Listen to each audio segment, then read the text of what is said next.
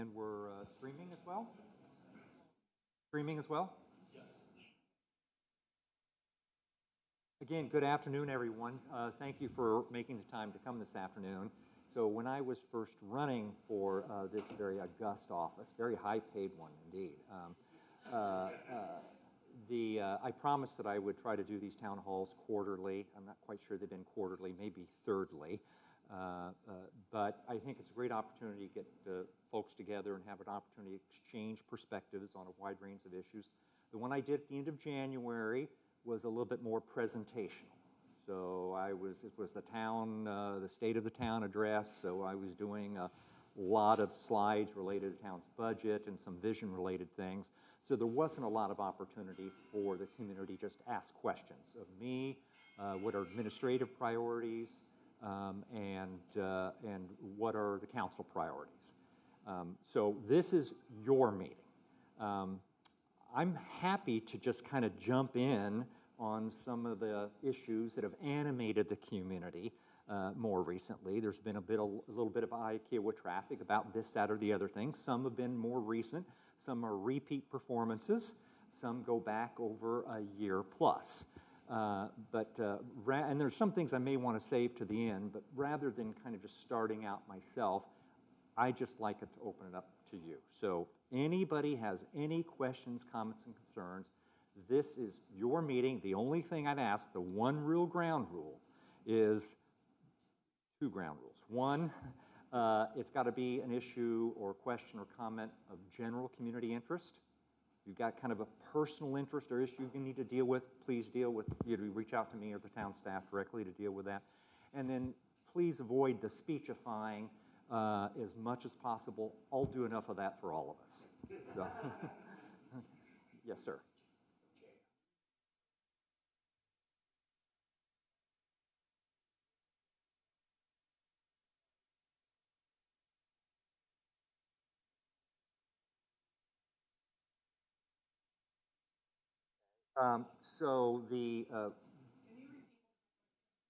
He was asking a question essentially about Kiowa Partners and their current owner, South Street Partners, which is an investment firm based in Charlotte.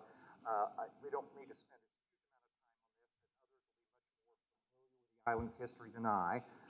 But there have been essentially three master developers since the island's inception. Originally, the Kuwaiti Investment Company, the Kuwaitis. They sold that to the Beach family and other varied interests, and that became Kiowa Island Partners. And then the then ownership of Kiowa Partners sold Kiowa Partners and its assets to an investment firm that is primarily based in Charlotte, North Carolina. That is correct. So that is South Street Partners. South Street Partners owns Kiowa Partners. Kiowa Partners still owns some developable property on Kiowa Island, not a lot. They're beginning to start the development process on Ocean Pines. We can certainly talk about that a little bit, which is just across the street from the Cape. And then just up the street, some developable property next to the gas station. All the developable property they have on Kiowa Island. They also own Kiowa Island Real Estate, and they also own the Kiowa Island Club, as well as some developable property in Freshfields Village, which is part of the town. They go back a dozen years now. Yes.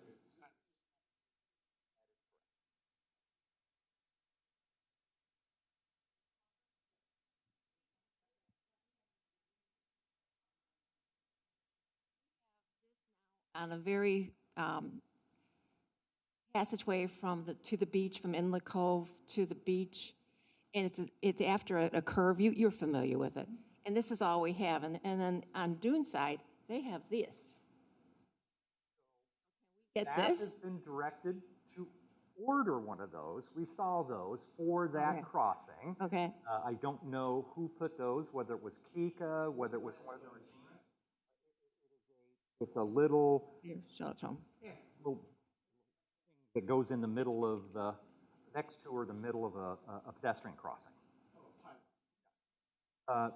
bottom line is, the town takes, as I mentioned, Inlet Cove HOA president, the town takes bicyclist safety on Beachwalk Drive very seriously.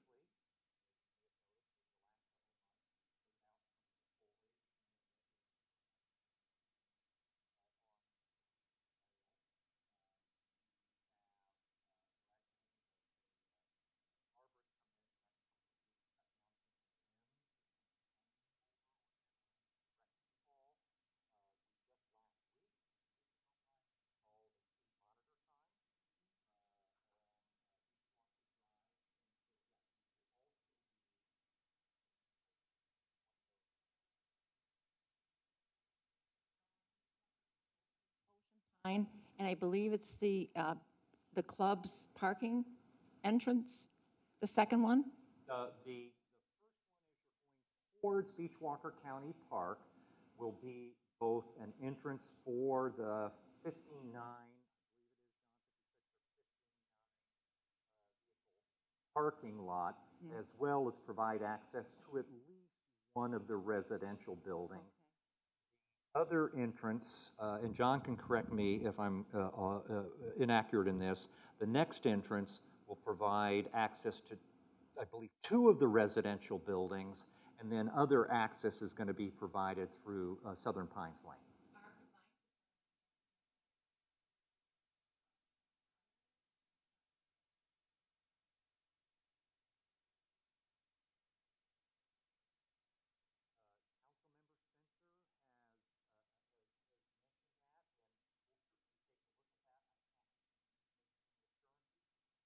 Of course, Inlet Cove property owners are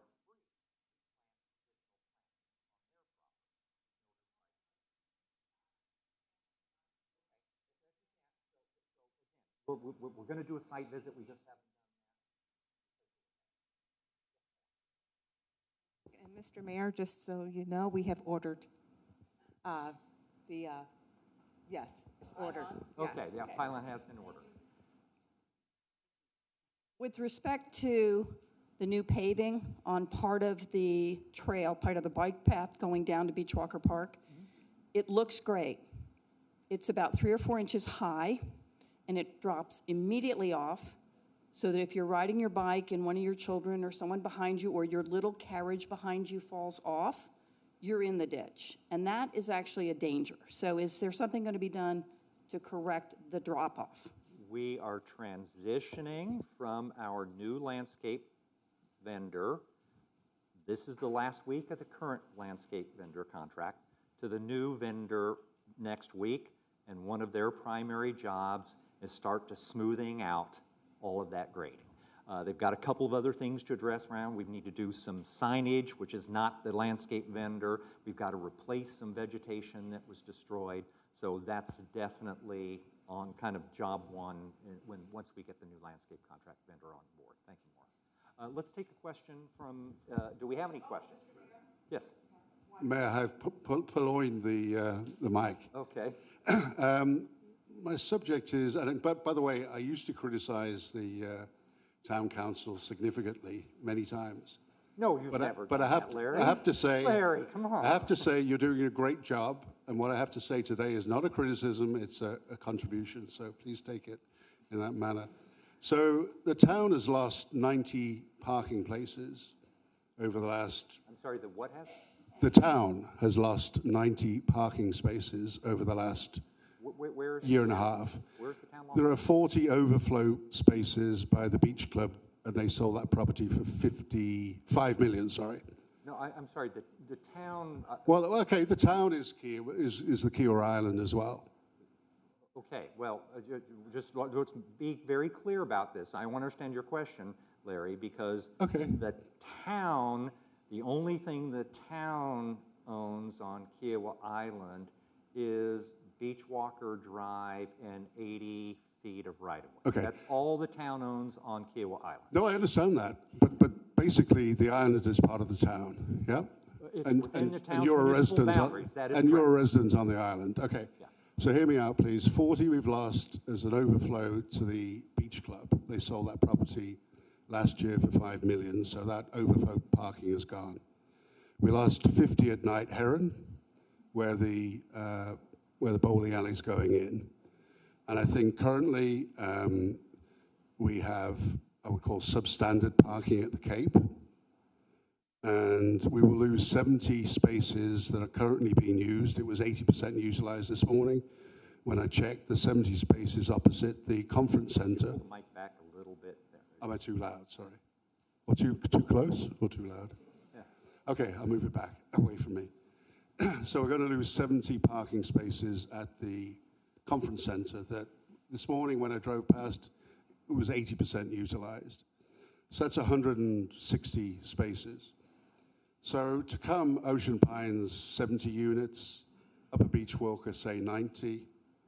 The resorts, say 450. I think they have 620 that they could, in theory, develop, but over at East Beach and West Beach in one or two places, let's say 450 units. Orange Hill, let's say 120 units with access to the island. Then the bowling alley, let's say 70 units a day, 70 vehicles a day. So that adds 800 vehicles coming, in theory, maximum, at worst peak, into the island, and we've lost 160, or will lose 160 parking spaces. How do you think the town or the island will cope with that? And are there any plans to address that issue? Otherwise, what's going to happen is, for example, people are going to park on the streets. And also yesterday I went up to the beach, and sorry for taking so long, but it's important. I went to the beach, and at the Kika slot at the beach club, takes 10 units at a push, 10 vehicles at a push. Yesterday there were 10 vehicles there, it was full. 2 of them were actually employees of the club. 2 had no passes whatsoever. 2 were visitors, and that's fine, and 4 were Kika. So there's obviously pressure on parking currently, so could I have a response, please? And I'll try and help on the subject if you want someone, a third party. Thank you. Well, thank you, Larry. I regret that you didn't have the opportunity to spend the last 3.5 hours with the Planning Commission at their Kiowa Next workshop, because, and there are a few Planning Commission members here, that was one of many issues that was discussed, and those are the pressures of build out, the in-stage development, really not quite in-stage yet, on Kiowa Island, in the town, which is beyond just the Kiowa Island itself, the gates, and the surrounding community, and all that's going to entail, pressures on our roads, pressures on amenities, pressures on infrastructure, is a signal challenge that the town has to face from a policy-making standpoint, but the broader community has to face. So I'll get a little more, try to get a little bit more specific about a couple of parking-related issues. But one of the signal challenges that we were discussing that we face is the town, qua town, as an institution, as a municipality, has limited ability to address itself unilaterally or even through ordinance some of the issues you identified. The town has nothing to do with gate access issues. That is solely the province of the community association and the collective membership, which is most of the people, if not all of the people, in this room. So you've got to talk to the Kika board and get involved in Kika meetings about gate access issues, whether it's coming from Kiowa River Estates, whether it's coming from Kiowa River, or anywhere else. We have not in the past, from the town's perspective, we probably should have thought earlier about changes to our ordinances to require more parking associated with certain types of uses and development. We were a little bit late to focus on that. That's what the Cape, much of the Cape set of issues were all about, because as you may recall, when the Cape was developed, there was no parking on site, and there was only planned to be 30 parking spaces across the street that would have been both for the Cape clubs, spillover for Cape residents, as well as Ocean Pine residents. And that's one reason why the town took kind of a fresh look at its ordinances and pressed for the establishment of additional parking, which we were able to obtain in the mediation settlement agreement.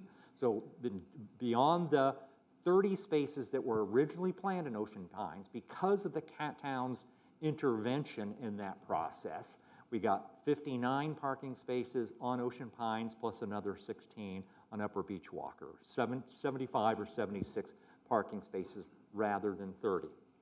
The town doesn't own any land on Kiowa Island other than the road.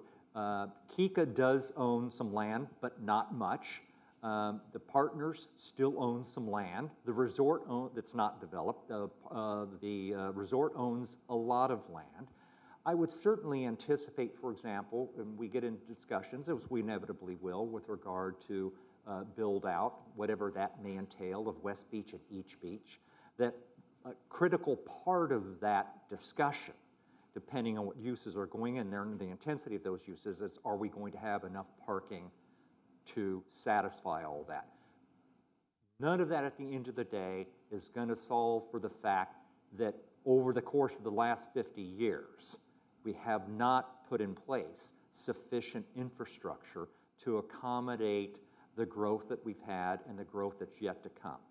And one thing I think people do need to understand, just on the island itself, John, we're at 4,400 developments, 4,400 dwelling units built out now, another 200 or 300 in construction or have building permits.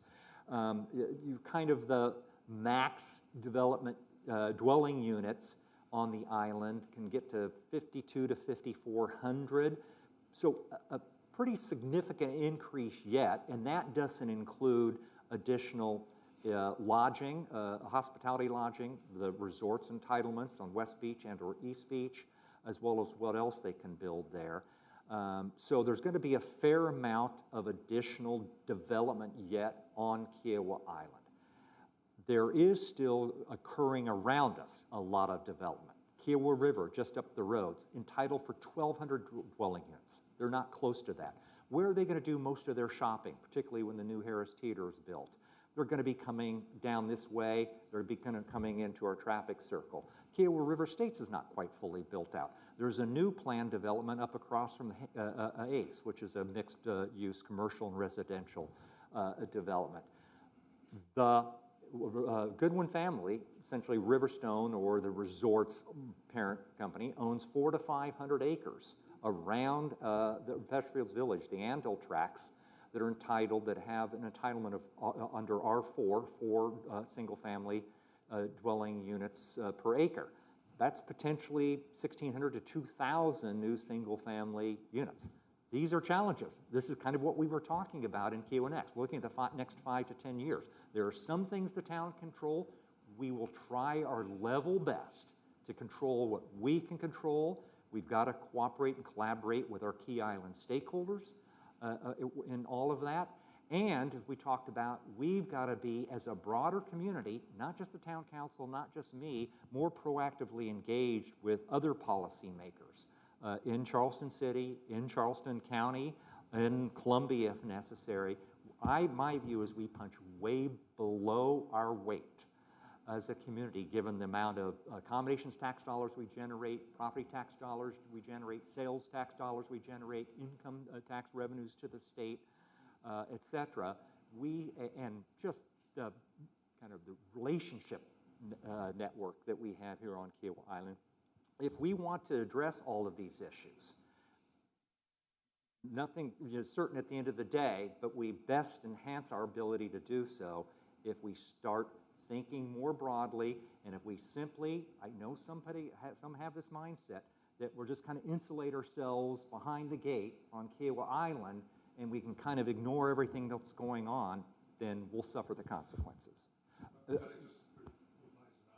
I mean, we've got to have the mindset of looking after the whole environment in the area, not just the island itself. Larry? However, time moves on, and they're advertising the Ocean Pines now. hopefully, in your opinion, does that have sufficient parking? There is the statutorily required amount of parking. So 1.5 per unit? It's under, unfortunately, in my view, but it is what it is.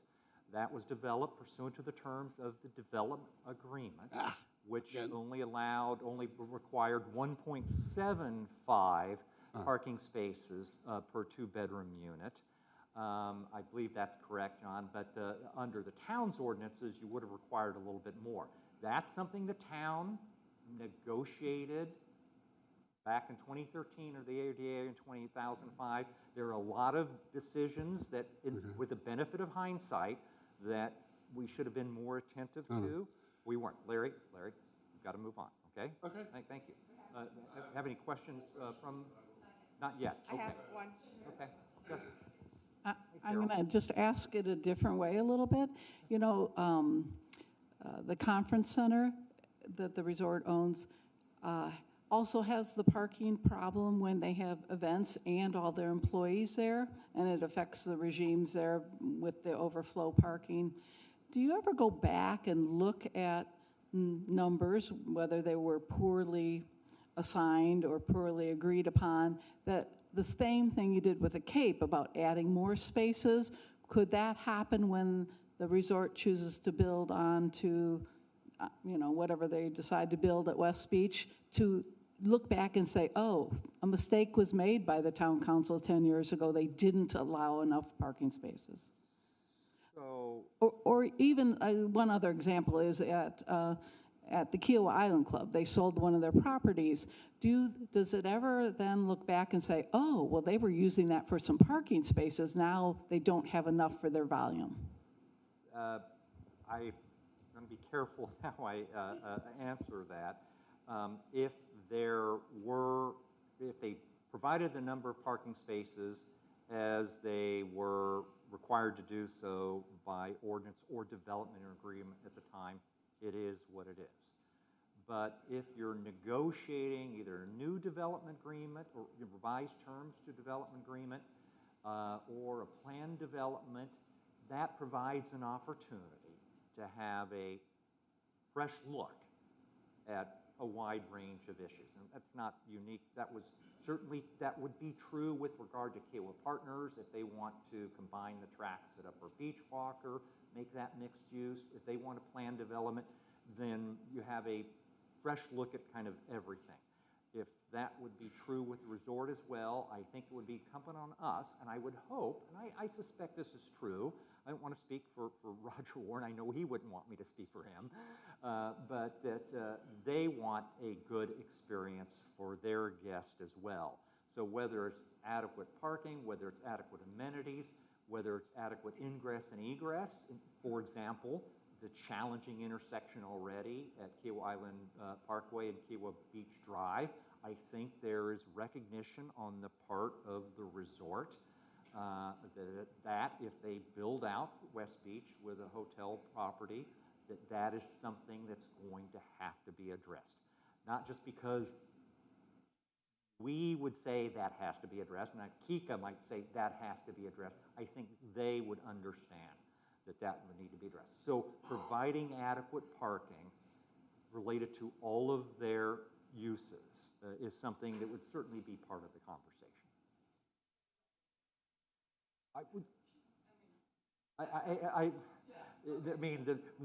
We were looking back during Cape. It was not looking back, it was looking during as it was ongoing. That's a little bit different. That's all built out. Yeah.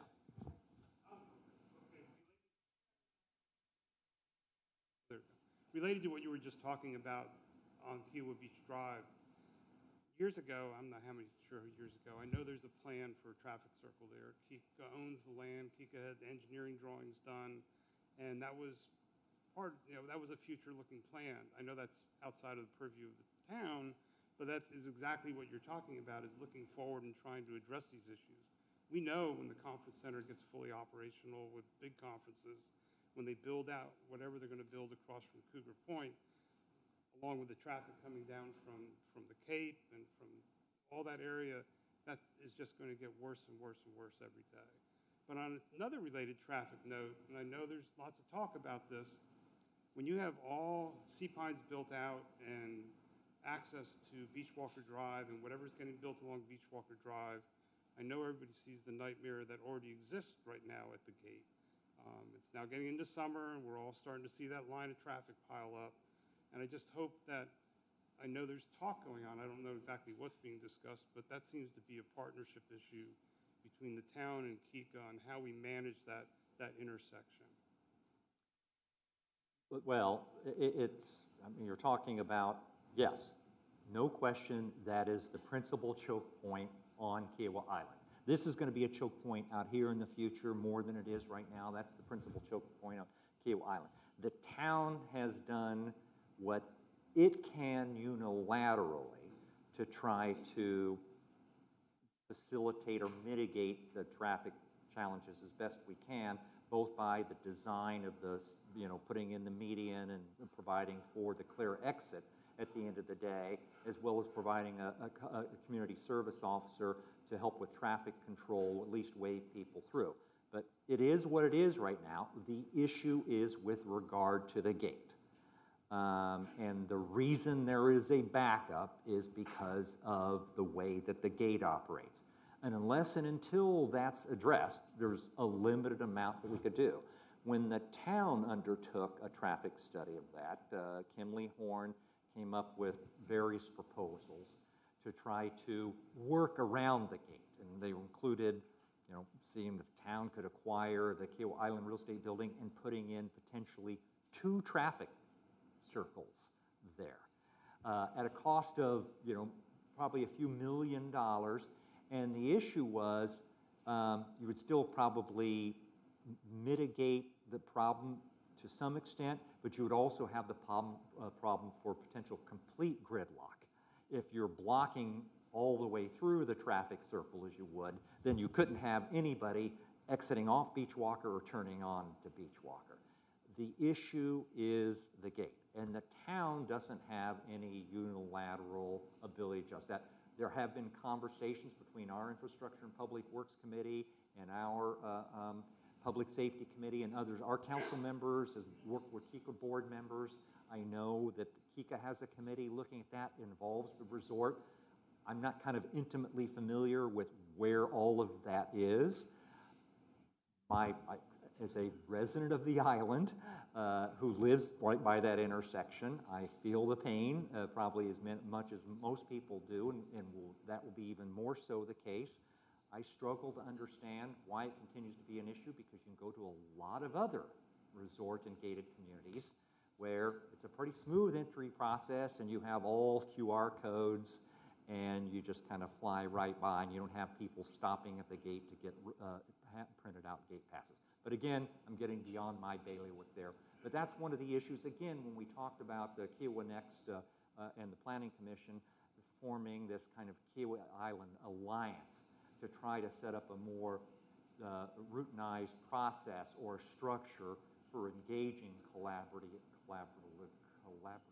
on these kinds of issues. But for better and for worse, we have an extraordinarily unique governance structure here on Kiowa Island, and it provides opportunities, but it presents challenges. I think I have a relatively straightforward question. I hope I do. Okay. The sidewalks that are along Beachwalker Drive, those are the custody of the town of Kiowa, is that correct? The sidewalks that are located within the community, Sparrow Pond, Inlet Cove, who has custody of those? Those would be owned and or managed by the community association. The community. Yeah. Who owns the drains that are located within the walkways? Well, somebody can, I know Kika board members and staff members here. Okay. I believe that if you're talking about the ponds, No, there is a drain that clogs up when there's bad weather, and then when it clogs up. I think that would be Kika. There's a more complicated answer on the ponds. But, okay, yeah. all right, thank you.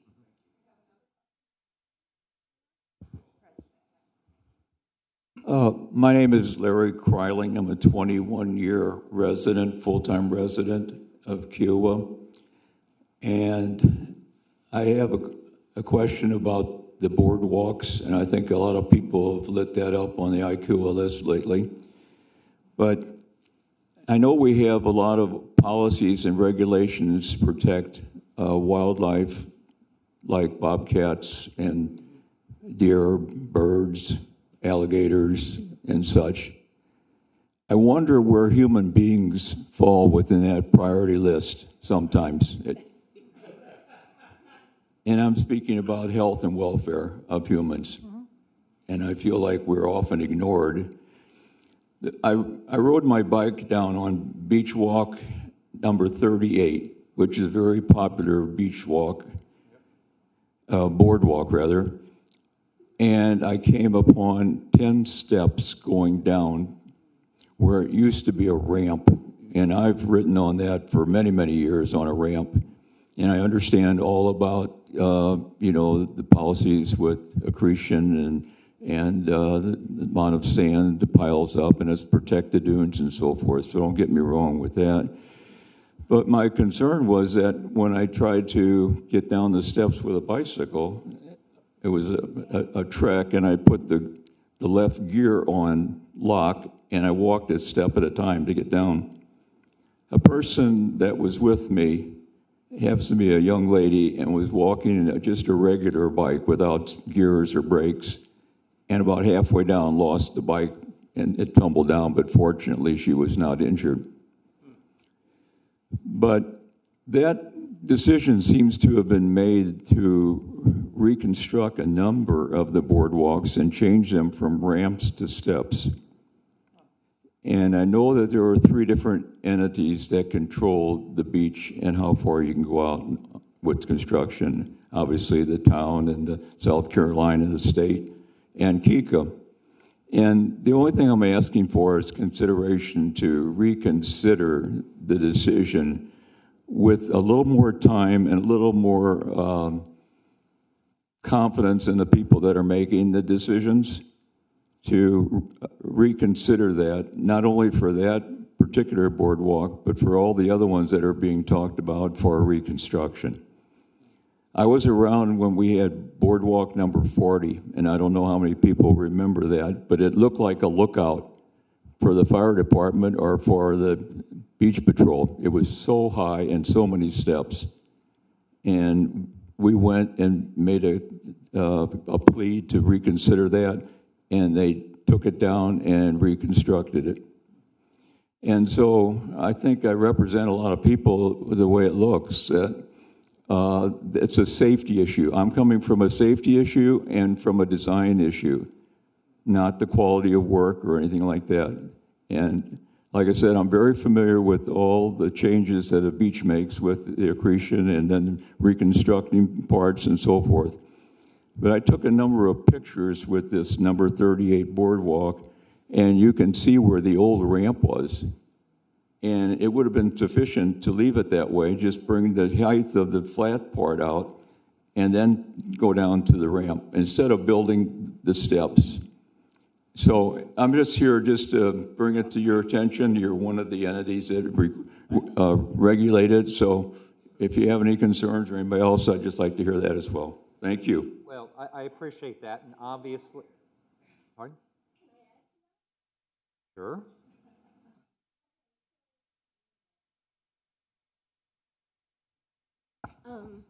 Okay, Elizabeth Mastrangelo. I live on Bufflehead Drive.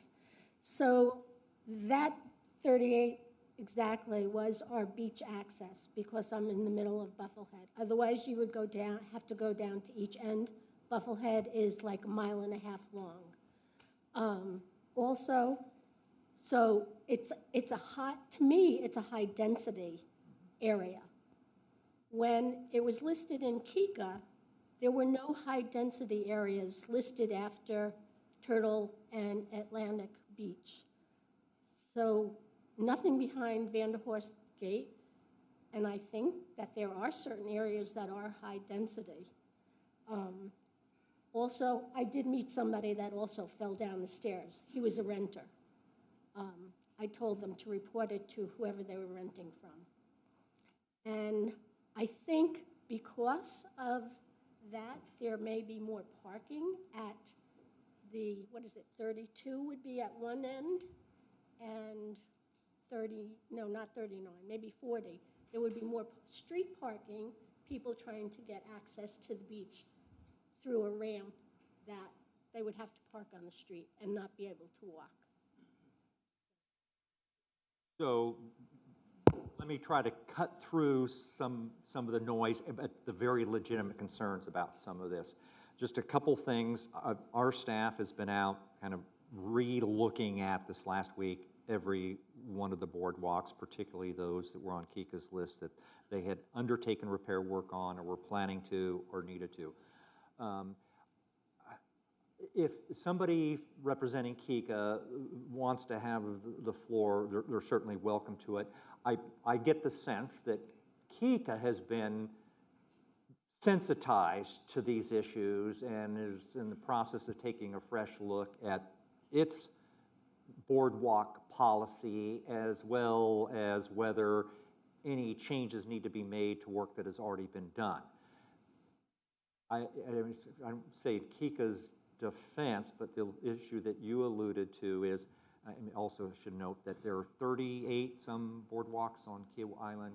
I think Kika owns 24 or 25 of them. And a lot of the ones that have been identified as issues are Kika owned and maintained. It is a little bit of a challenge for them, given the fact, as you know, there are state law requirements with regard to beach walkovers. That's what they're called in the state statute, walkovers. That specify the height above the sand, the width, etc. The town only has really two kind of relevant ordinance provisions pertaining to boardwalks. One is what you need to do if a boardwalk ends before the primary dune. The one that's been most at issue is a requirement that no boardwalk extend beyond 10 feet from the toe of the primary dune. The reason that exists is for public safety purposes. And if you may recall, after the nor'easter and when the Cape was building their boardwalks, they went straight out perpendicular, well beyond 10 feet, and during a higher tide, emergency vehicles or anybody else couldn't get by. So that's the reason for that requirement. That's the only kind of design requirement with regard to the town's ordinance. The town, in its assessing whether boardwalks comply with disrepair, there's a requirement to maintain boardwalks in a state of good repair, as well as whether they extend too far or need to be extended from landward side onto the dune. The town doesn't make any decision or judgment about kind of what the solution is getting onto the beach. That is stairs, ramp, and whether the ramp is perpendicular or parallel. We don't actually say anything as a matter of policy about accessibility issues. Perhaps we should, and maybe that's something we can take a look at. I can tell you my bias would be that all the ramps, every boardwalk or walkover should be as accessible as possible given the site conditions. Not every boardwalk, if it's a particularly high dune where the boardwalk is going to lend itself necessarily to a ramp and a bunch of switchbacks, but most of them would. Part of the challenge is apparently Kika has felt a little bit whipsawed because the ARB has a guideline in their guidelines, ARB guidelines, that says your boardwalk has to be perpendicular to the dune line. The challenge there is if it's at a fairly high point in the dune, you can't have a ramp within going perpendicular extend more than 10 feet onto the beach. The town has no problem with you going parallel to the beach, and that's exactly what's the case at the Cape right now. Both of those are parallel. So I think Kika, again, I don't want to speak for Kika, my guess is when they were going through the process saying, gee, if we did a ramp perpendicular, extend more than 10 feet, the ARB says we can't go parallel, and so therefore we're going to put in steps. I think all that is being reevaluated. But, yeah. Jody Forrest the other day, and he's a wonderful gentleman, and he understood the situation and was willing to take it to their board.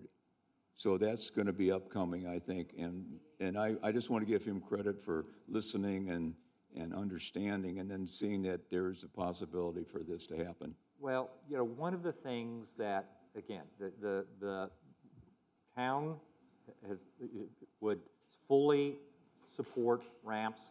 The only issue is not extending 10 feet. No issue with parallel. That's an ARB guideline issue. You know, whether in fact Kika wants to take the position or not, that guideline is an aesthetic consideration and that outweighs accessibility. You know, I don't know. I would have my own view about that.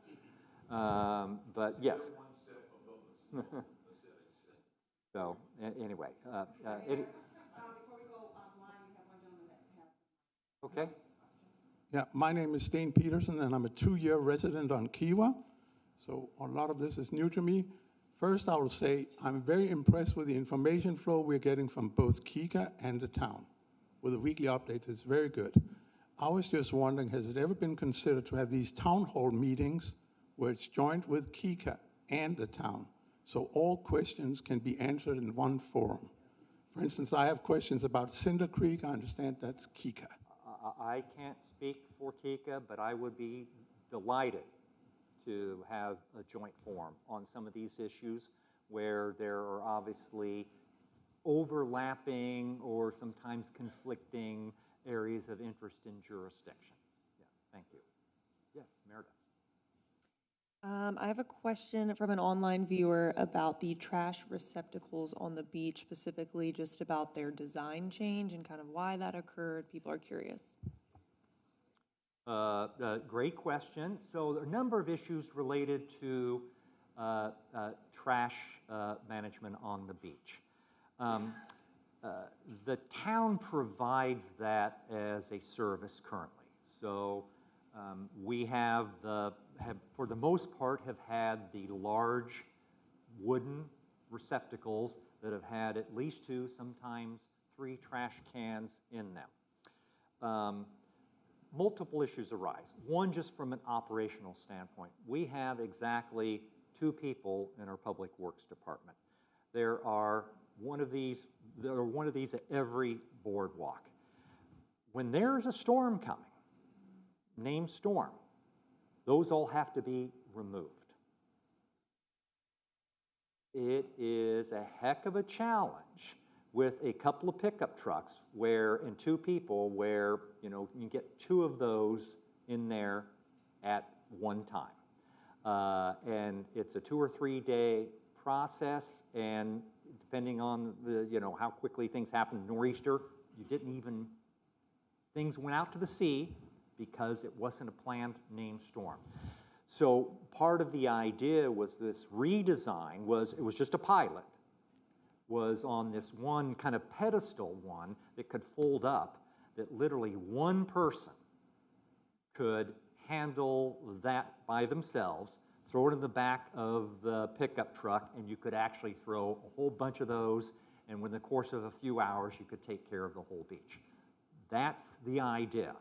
Nothing written in stone about that. There are a couple of demonstrations out there to try to address those operational issues that we face as a town. But there are other ways to look at this. There are concerns, the ARB and others have concerns about the aesthetics of the current trash receptacles in addition to the new design. Again, I'm not sure whether aesthetic considerations, I'd like to take them into account, but at the end of the day, efficiency and operational effectiveness are kind of my primary considerations. But the a lot of communities don't have trash receptacles on the beach at all. A lot of communities require you to take, and I think Seabrook just changed in this regard, require you to take all your trash off the beach. I don't know if that's a better solution or not, to have trash receptacles at the other end of the boardwalk, landward, rather than on the beach side. That's an issue we've discussed with KICA. KICA in the past, I think fair to say, has been reluctant for that to be the solution, but I believe they're now a couple of pilot areas, 2 or 3 beach walkovers, where we are moving the receptacles landward to see how that works. So it's a continuing discussion about how best to handle trash on the beach. At the end of the day, all of those receptacles are on KICA-owned property. The town doesn't own that portion of the beach. The state owns the areas from the mean high tide line seaward. The area from mean high tide line back to individual property owners' lines was all conveyed to KICA a number of years ago. So there's a multiple mile stretch depth all along the beach, which is owned by KICA. So all these receptacles are on KICA-owned property. They've allowed us, we don't have a formal agreement in place, to put trash receptacles there and to bring trash management trucks, which is itself a bit of an issue for me, on the beach every, a couple of times a week, driving along the beach with big trash receptacle trucks, picking up that trash. It's a continuing issue. It's something we continue to look at in terms of the solution set. I'm not sure we're ever going to satisfy everybody. I'm not sure anything's ever going to be perfect, but we continue to work it.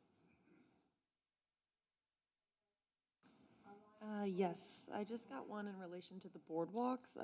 Someone's asking, has KICA ever inquired about TOKI's flexibility regarding the 10 feet rule as it relates to boardwalks and walkovers extending onto the beach? They say TOKI's ordinance acknowledges that there's some elbow room. Actually, good question. Sorry, I can repeat the question. We had a question saying, has KICA ever inquired about TOKI's flexibility regarding the 10 feet rule as it relates to boardwalks and walkovers extending onto the beach? TOKI's ordinance acknowledges there's elbow room. So there were a couple of references, I think, in one of the initial KICA communications about, the potential need to obtain a variance. This is not part of the zoning code. The beach management ordinance is not part of the town's zoning and land use regulations. So there's no concept of variance required that has to go before the BZA or anything. This is simply a town ordinance, and the town has the ability to provide an administrative waiver, and you don't have to go through any particular process. So if we were presented with a set of facts that said, if we do a switchback, for example, it might extend 11 feet rather than 10. We can look at the site conditions, and I can't make the call right now, but that's exactly the type of thing that the administrative review process is designed to be able to try to address.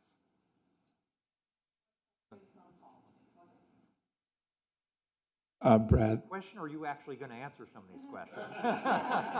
Well, I will say that the next KICA board meeting is on Monday. If anyone would like to attend, they're certainly welcome to raise whatever issue they'd like.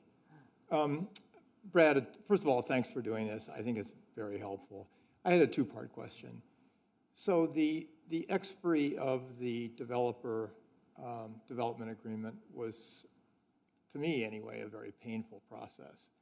So the first part is, are there lessons, and the town is the counterparty here, are there lessons from the developer development agreement process that we have learned that might be applicable to the pending resort development agreement?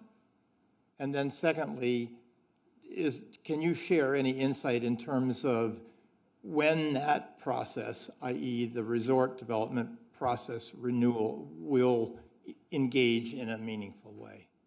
On the latter, no. I expect sometime in the relatively near future. There have been extraordinarily preliminary conversations.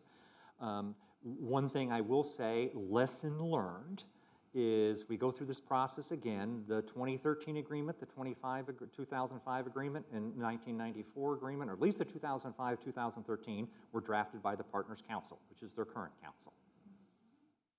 That would not be the case in this instance, and the town has retained an outside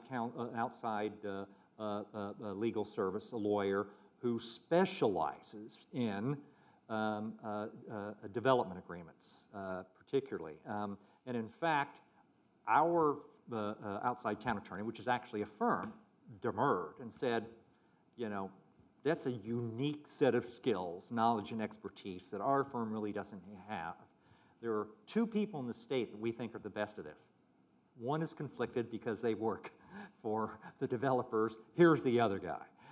And so the town has retained that individual. And there's already been a couple of very preliminary conversations. The other, lesson kind of related to that is really try to think ahead a little bit more about what the long-range implications are. And then just make sure that there's rigorous oversight and enforcement of the terms of the development agreement at every step of the process. The one thing another thing I would note is the terms of the development agreement with the resort are very, very different from the terms of the development agreement that were entered into with Kiowa Partners going back even before the current ownership. It was, at least in my view, extraordinarily one-sided in many respects. It was extraordinarily expansive beyond, in many regards, what is really contemplated by the State Development Agreement Act. It is what it is. It was entered into, and it was a contractual agreement. The development agreement with the resort, I would say, for the most part, hews a little bit more closely to base zoning than was the case with the development agreement with Kiowa Partners. But yeah, that's all stuff that we've got to, and also, by the way, a very critical point, Paul, that Joanne and the Planning Commission are working on. One of the particular frustrations I had, and I still think at the end of the day that prior town councils were wrong in what they did, is amendments to the original agreement was enacted or approved by ordinance. But all the key amendments, in many cases very substantive material, were approved by resolution without any planning commission or more rigorous review process. We've already put in place now, more recently, a much more robust and rigorous review process to involve the planning commission with regard to development agreements and changes thereto, and requiring that any amendment be approved by the same manner as the original development agreement itself. We have some folks curious to know if there's been any recent discussions about any public shuttle transportation to facilitate people to and from Freshfields to eliminate some car traffic. That I haven't been to, and I don't know if anybody's been to any CARTA meetings recently. I mean, Stephanie, you're a little more familiar with the CARTA-related issues. I think there is a couple shuttles, but there's nothing that's been systematic.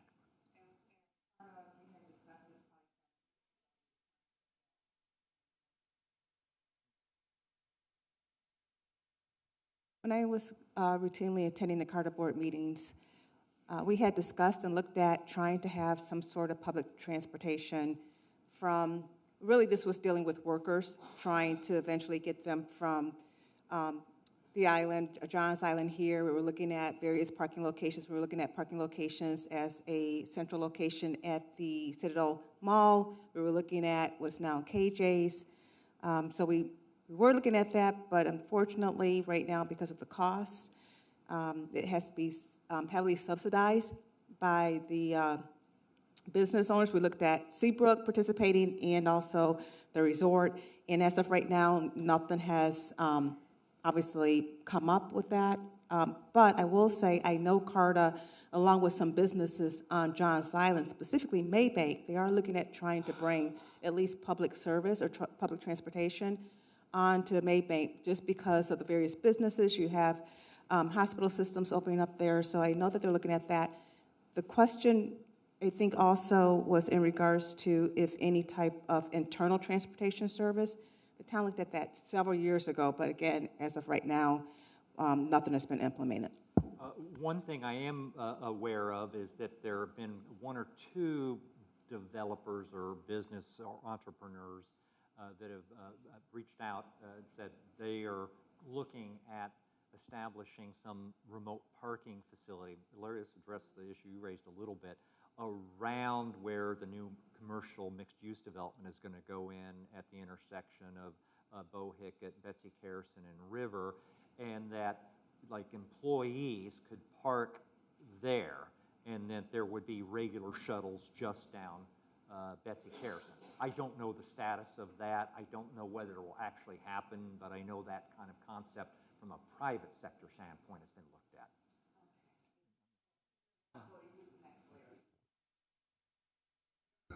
Just as a quick follow-up to that, I can't remember how many years ago, it must have been close to 18, 20 years ago, the resort used to have a shuttle that ran all over the island, because my kids would get on it at Night Heron Park and go over to our condo and various places. And I'm not sure why it stopped or when it stopped. I'm sure it was an expense, but that was another option, just to provide transportation on the island itself.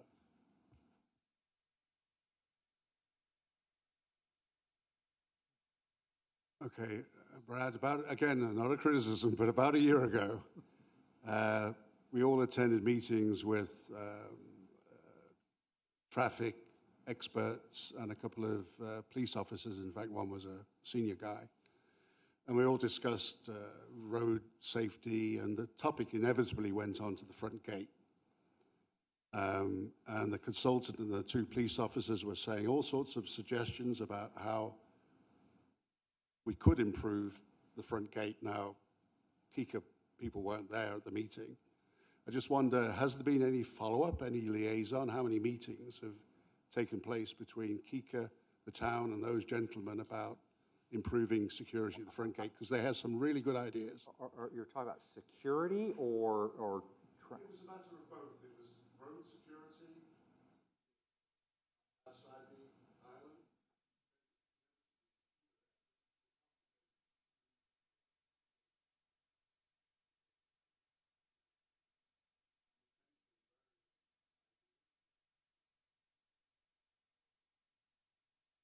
But there were various good ideas mentioned there. I don't recall, Larry, specifically what those ideas are, but as I'd mentioned before, there are, I think, regular committee meetings. And I know that KICA has been working with the resort. I think Dwight Williams chairs the relevant KICA committee to address gate security issues, gate access and security issues. And whether a solution is nigh or not, I don't know, but I believe there are regular meetings. There's been a lot of follow-up on that. So I'll make a final comment then. It doesn't seem as though the town and KICA are working hand in glove. That's just my comment. Thank you.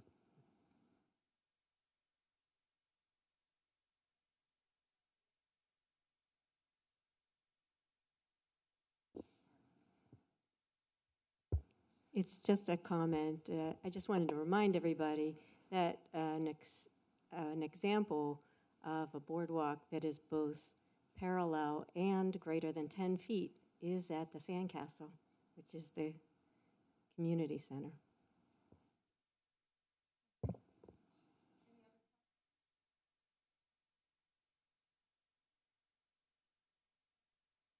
Joan?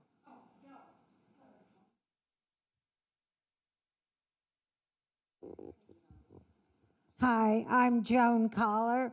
Been here since '86, okay?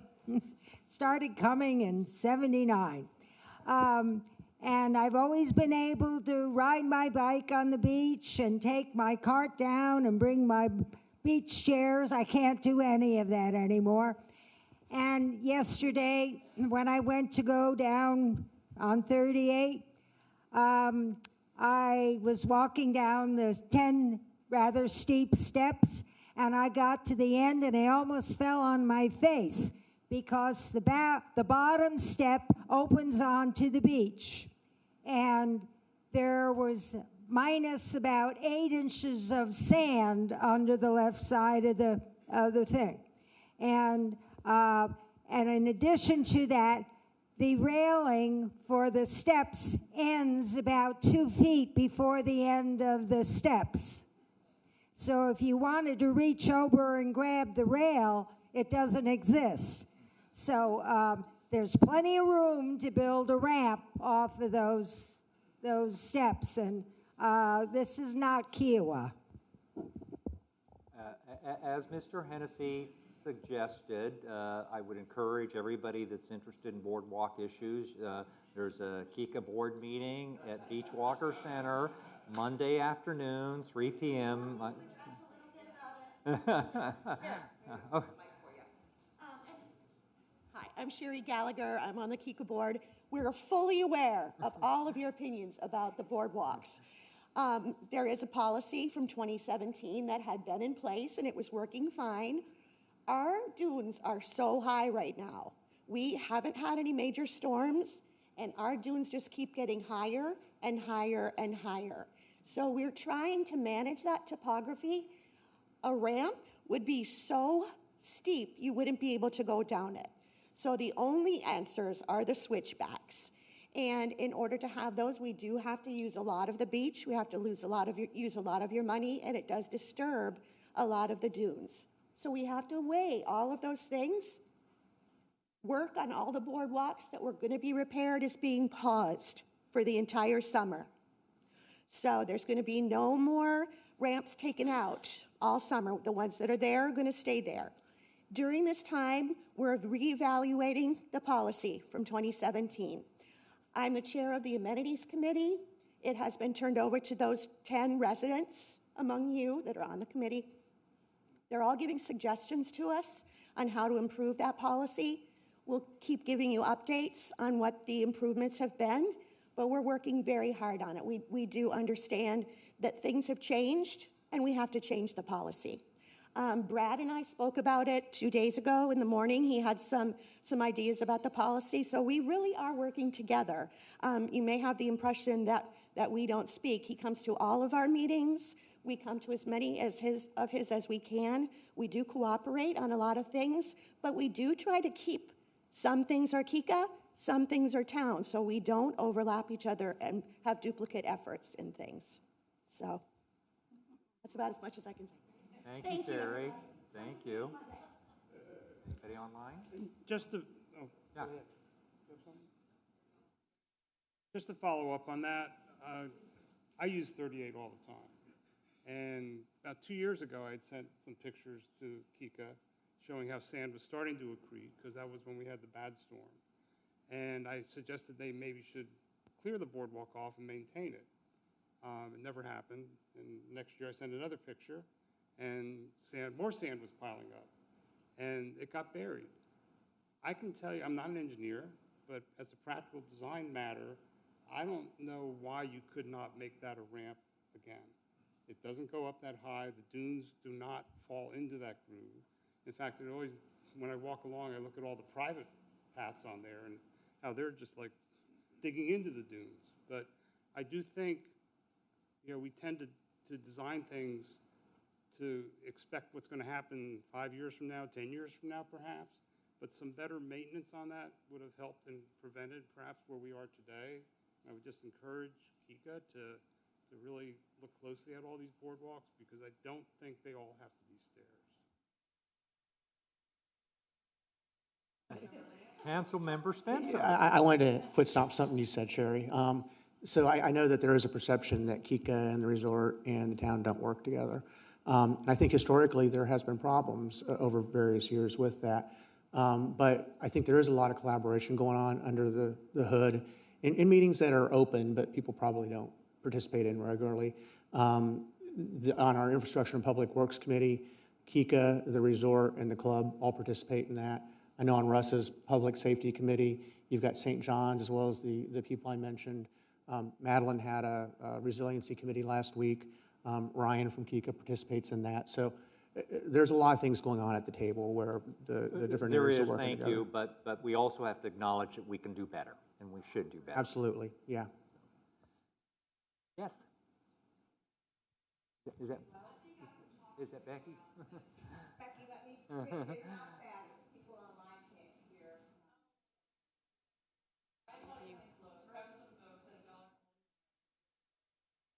How's that? Is that okay? Any updates on off-leash areas for dogs? And also... I was waiting, I mean. I know, me too. And how about a dog park? Are anybody looking at that at all? I'm not sure that, do you think they could hear that? She had asked about a dog park and then the dog leash.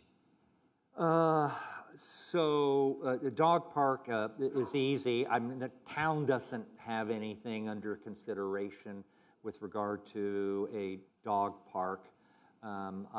Whether, KICA is thinking about that with regard to its property, individual regimes are or not, I don't know. What I can tell you, it's not a dog park, but people do take advantage of the town's property, and some bring their dogs here.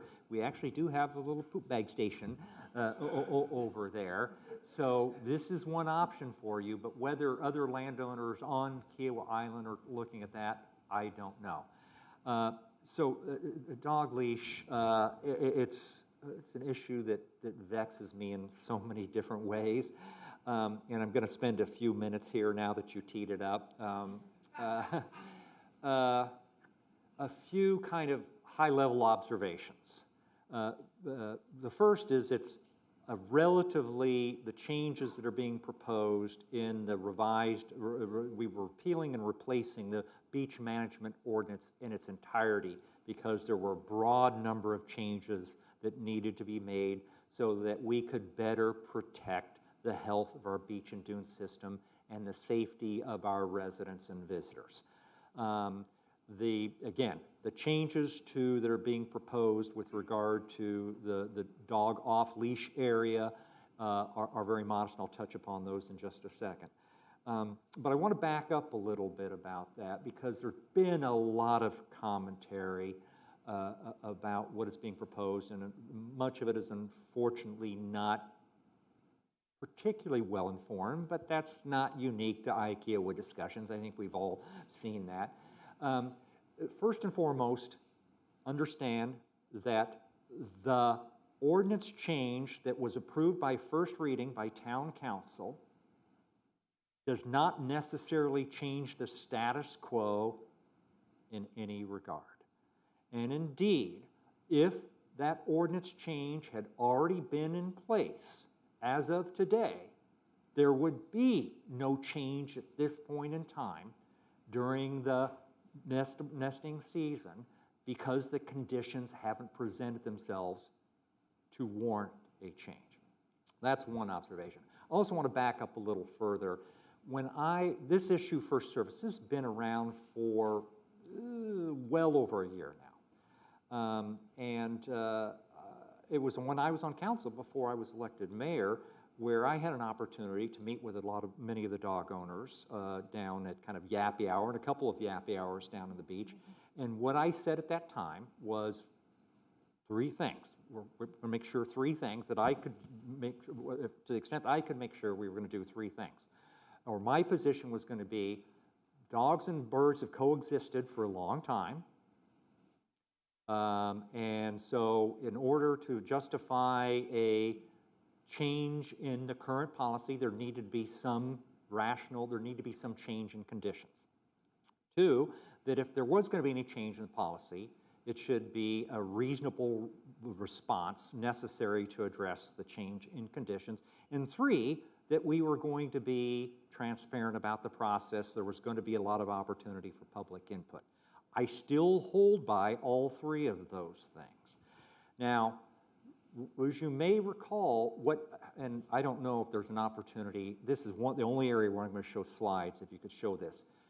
What occasioned the original recommendation coming out of the Environmental Committee, it was actually a subcommittee of that more than a year ago, was changed conditions. This is well, it's kind of hard to see. That all those areas there are suitable nesting habitat. You can kind of see in pink. The lights, unfortunately, are shining on. I hope everybody can see it. Online, you're not going to be able to see it. Next slide shows the conditions in 2024. A tremendous amount of loss of traditional suitable nesting habitat because of dynamic changes that were occurring at that end of the island. The formation of a shoal, a flushing channel, so a lot of the area that was in the critical habitat area that was used to be the nesting habitat for piping plovers and a host of others, oyster catchers, had disappeared. And organically and naturally, some of it moved to the west, just west of the ocean course entrance.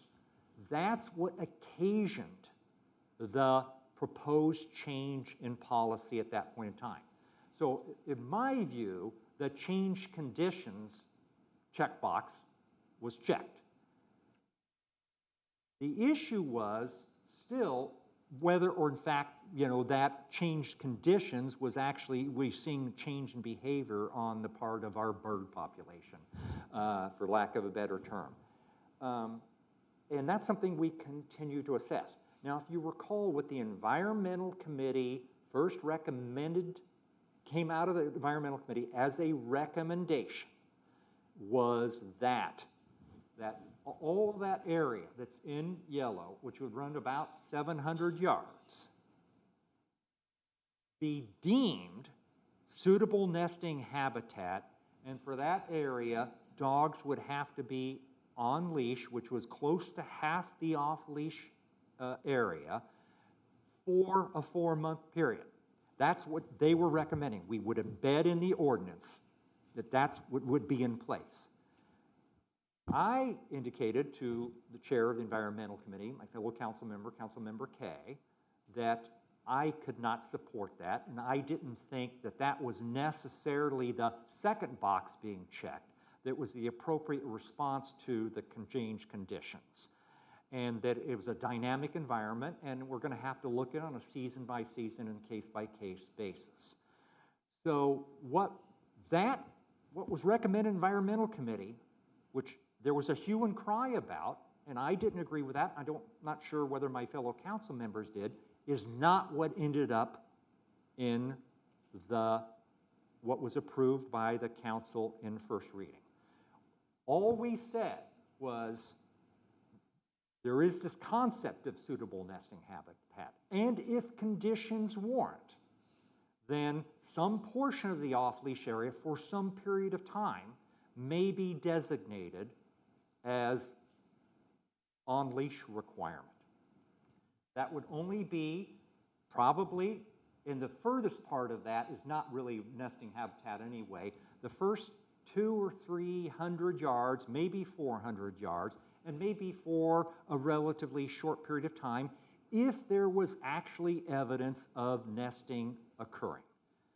There has been, the staff gets out there on a regular basis, there has been no evidence of nesting occurring in that area right now.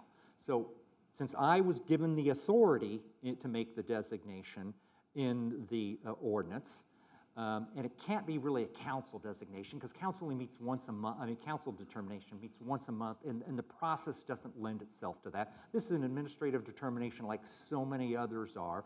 Then I would be prepared to say for 300 or 400 yards for the next 6 weeks, dogs are going to have to be off leash. Have to be on leash in that particular area. Again, that determination, I would not make that determination at that point in time, and we're already at the end of May. But, okay, go ahead.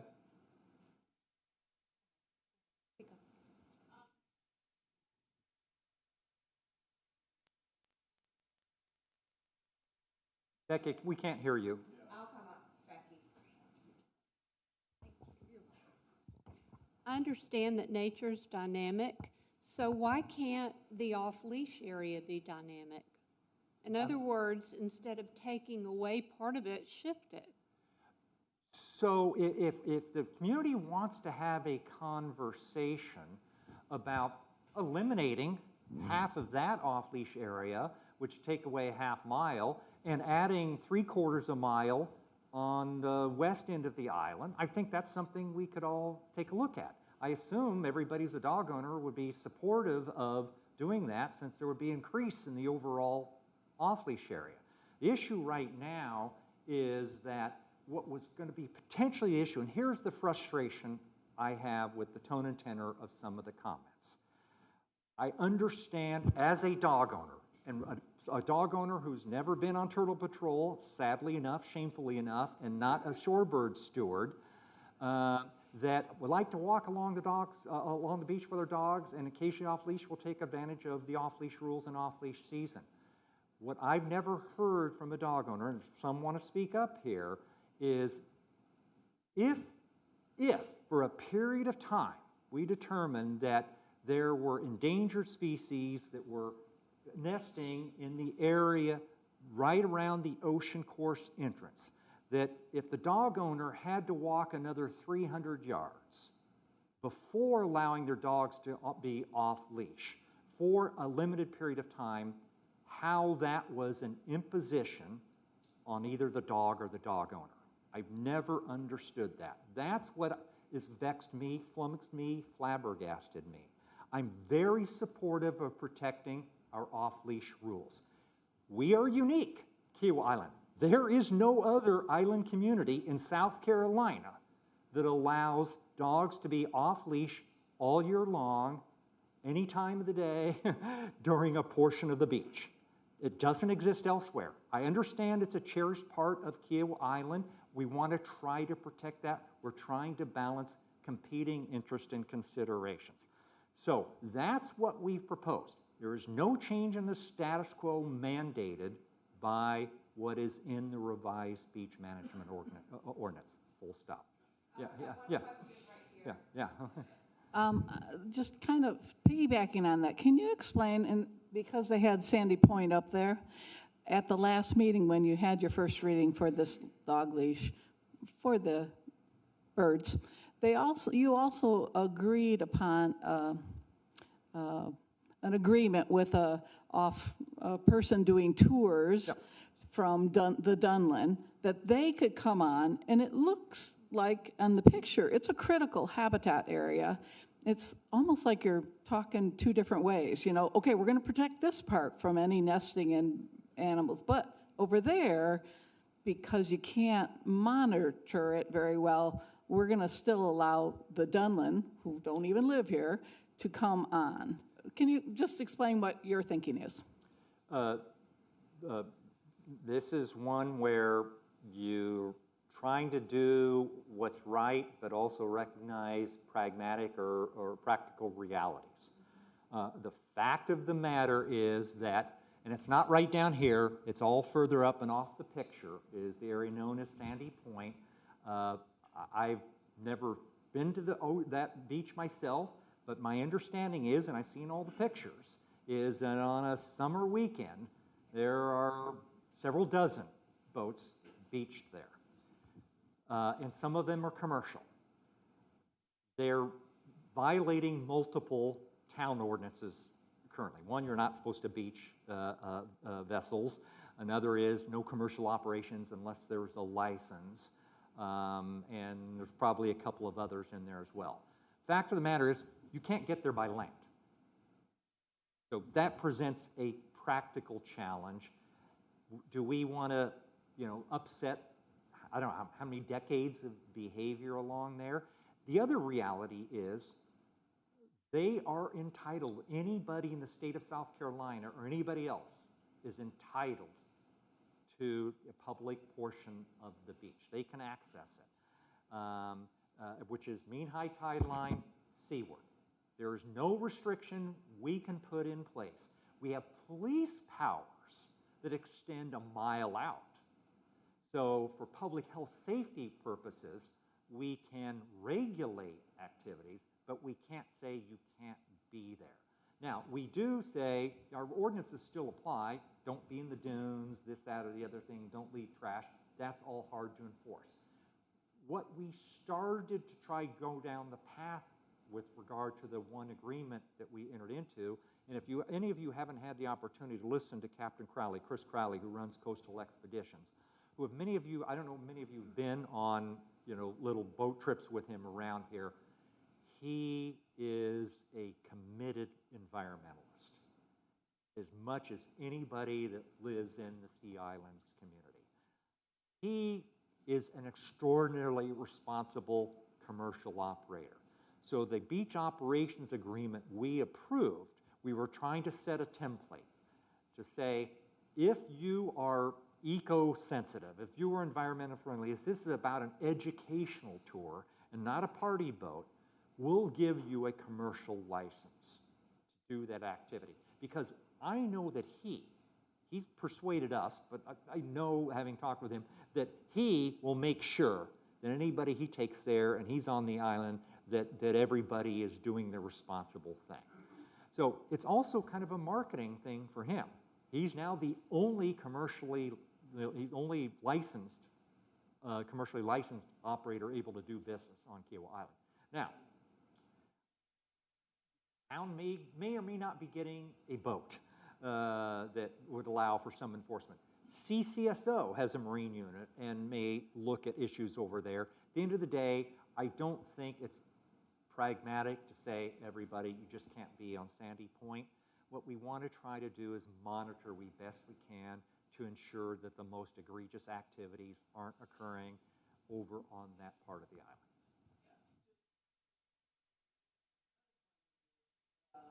Dog owners can get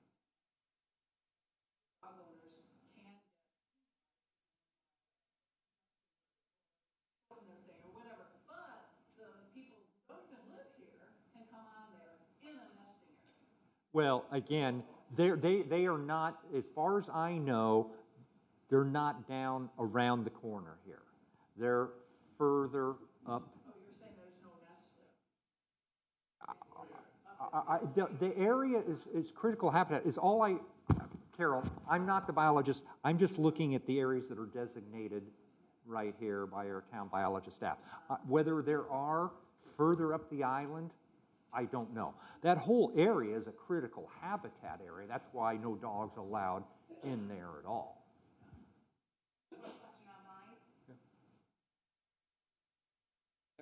The first should be pretty cut and dry. Someone just wants to know, in regards to the boardwalks, for when they do have concerns about them, who do they need to contact? Obviously Kika, but what part of, is there a specific department or a specific email you would suggest that they reach out to? That's their question. I defer to Sherry or Paul, whether that's Jody Forrest or Shannon White. It's an operations decision. This isn't something the board is involved in. We have operations people, including our COO is Shannon White. If you want to talk to the board, it's board@kika.us.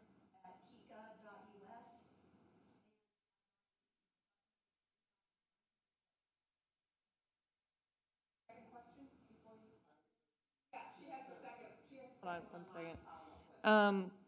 The second question, Mayor, I don't know if you would be able to speak on this, but I'll just ask it just in case. Can the resort be compelled to issue all gate passes for accommodations, dining, and golf in a location before the gate? That would speed up gate lines and ensure people actually have reservations. Again, that's a Kika issue. Town doesn't have anything to do with gate access. I just want to clarify one thing here. On the map you have over here, that is no dogs allowed area. You're not allowed to have any dogs in that area, with or without a leash.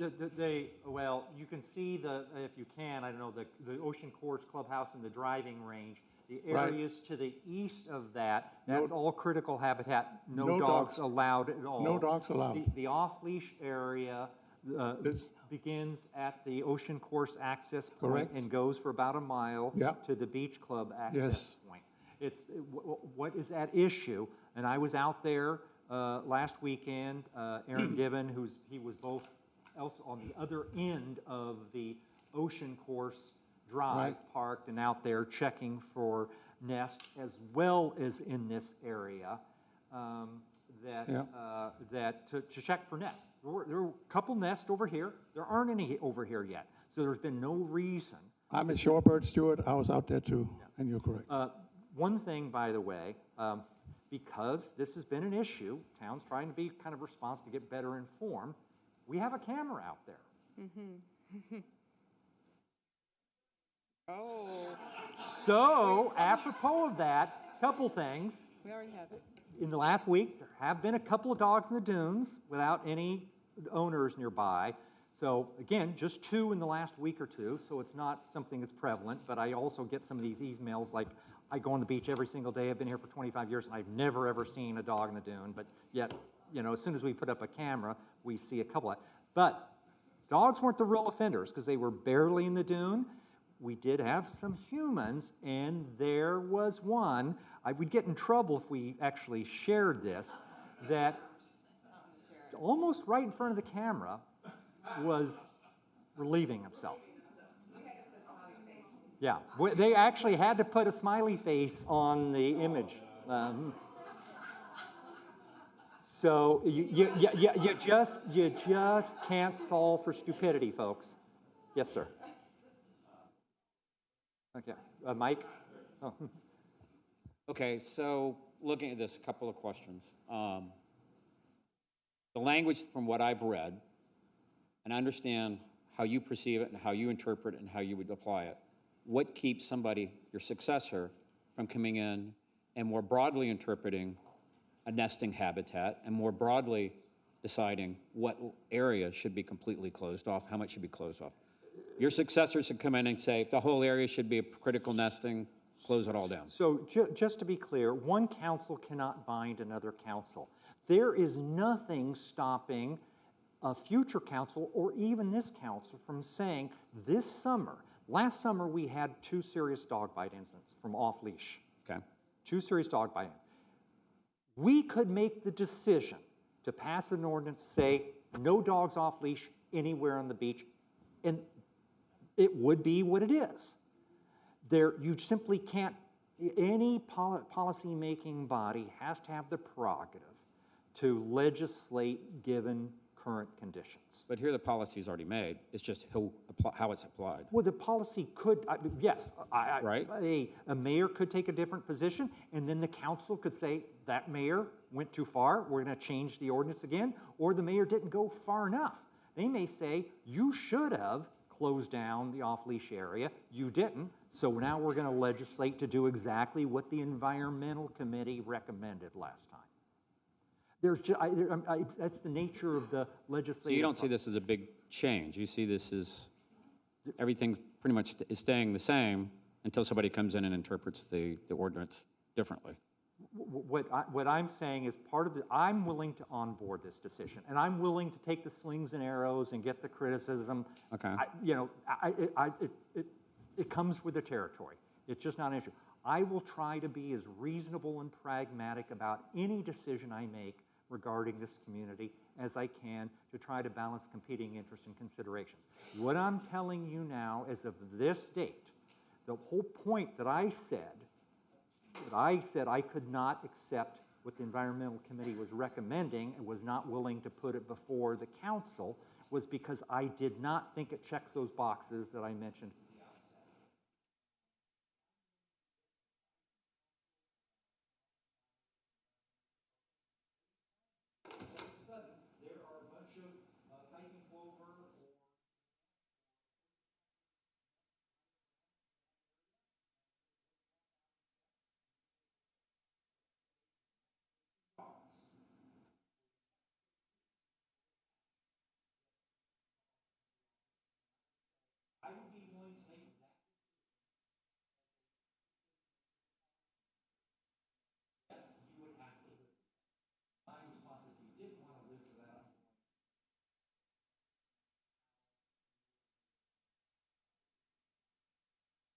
How is the trade-off harmful to you?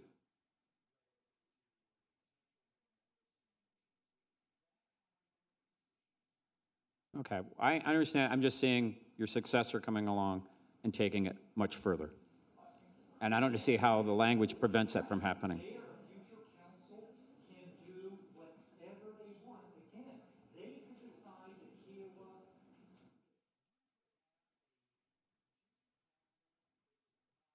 solely of shoreward stewards. Right, yes.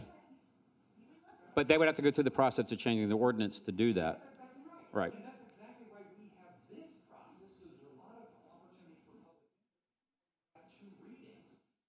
By the way, one thing I forgot to mention, in our first reading, is what I proposed. We got some very constructive feedback from Ann McGowan. That at least I would be supportive, I can't speak of my fellow council, incorporating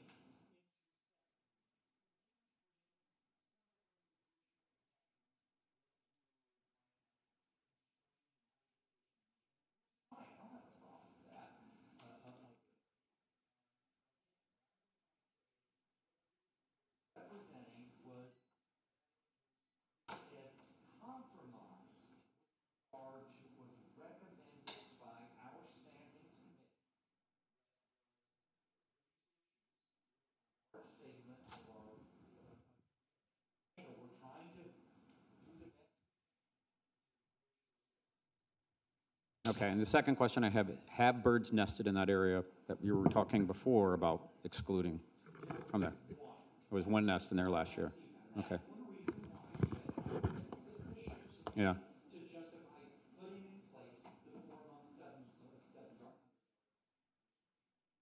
Okay. Yeah, Mayor, I love dogs, and I have a dog.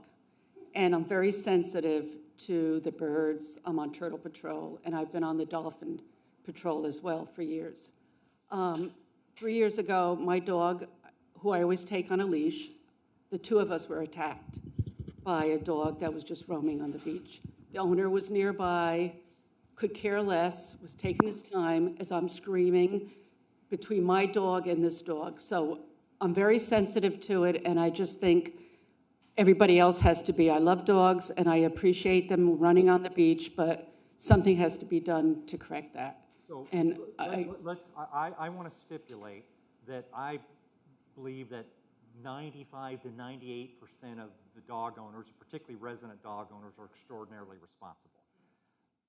Unfortunately, there are too many instances in which kind of stupid people or bad actors end up upsetting the apple cart for everybody. And again, that's a risk we have to face as a community. Again, when we got, there were 2 significant dog bites. One was an adult, one was a child last year. If there was more of that occurring, what are we supposed to do about it? There is a reason a lot of communities don't allow, some cases, dogs on beaches at all, or dogs off leash, at least between, the 7 a.m. and 7 p.m. during the day at any time of the year. Again, that hasn't been Kiowa. I hope that Kiowa can remain what we have had, keep what we've had heretofore. This was just the result of a dynamic set of topographic changes. And indeed, as I mentioned, I also forgot to mention, as we talked about at our last council meeting, that those same dynamic forces are actually now potentially recreating even more suitable nesting habitat where it used to exist. There had been a shoal that formed offshore, a large flushing channel that moved in that was actually threatening, not only eroded a lot of suitable nesting habitat, it was encroaching upon the Ocean Course Golf Course, particularly the driving range, which was the reason we've started down the process of permitting a shoal project or beach renourishment project on the east end. But as of a month or so ago, a natural berm or dam started filling in at one end of the flushing channel, and it may be that now all of that area will be restored to a not only suitable nesting habitat, but Kiowa Island will actually have gained several hundred cubic yards of new land.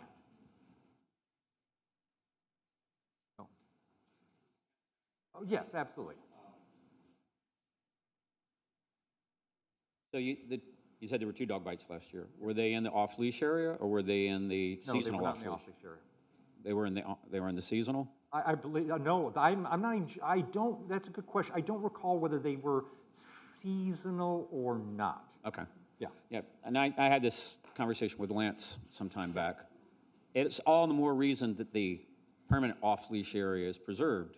At some point, the town is going to have to deal with dog bites in the seasonal off-leash area, where people, are out, where the buildings are, the people come out, they hang on the beach, a dog's running free, kid gets bit, an elderly person gets knocked down, end up in the hospital, and we're going to be faced with, we've seen the personal injury lawyers on TV. We're going to end up with lawsuits because we don't have a leash law. Let me ask a question. Are you a full-time resident? I'm a full-time resident. Where do you live? I live on Snowy Egret. So I guess my point is that this is kind of our place to retreat to as a town. If you really want, like she was saying, I don't like dogs off leash because I don't think they're under control, then don't go down that end of the beach. Okay. In front of our house, that's different. Okay. I respect that point of view, but I've got to push back. Anybody that comes to this island, that resides on this island, full-time, part-time, or any visitor, is entitled to walk the entire 10 miles of the beach, and certainly the public part. They may want to go to the critical habitat area. They may want to go to the farm. And to say, you guys, because we want our off-leash area, you should stay away, I fundamentally disagree Well, they with just that. know the risk. It's not saying that they can't, but they at least understand the risk that you're walking on the part of the beach where the dogs are off leash. Whereas say in front of Windswept or the Sanctuary or Shipwatch, you don't really have a choice. You're out there on the beach and there's a dog off a leash and you may be concerned about your kids getting beat or, bit or getting knocked down.